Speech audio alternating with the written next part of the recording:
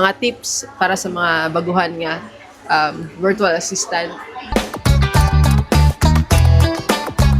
So, ang number one ako nga tip jud is kailangan nimo mag-invest og resources. So number one nga kailangan nimo nga resources is ang laptop.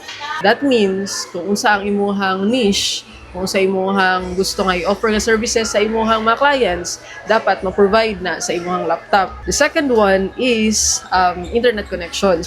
Then probably number three is I would really recommend nga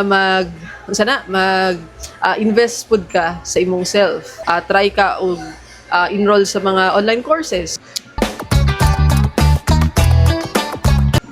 Siguro ang disadvantage is ang time zone. So usually manggod if you're a VA, you're working depende kung unsa ang time zone sa imong client. Syempre kung may mga urgent na request, dito siya mosulod dito sa katong oras which is panggabi or kadlaw na sa tua. So medyo challenging siya at first. When is the best time to start sa kaninga industry? So ingon pa sila, the best time to start was 10 years ago. Katong wala pa kaayoy competition, but the next best thing or best time to start is actually today. So if you're planning na mag-start ani nga industry, then I would say start now, start right away.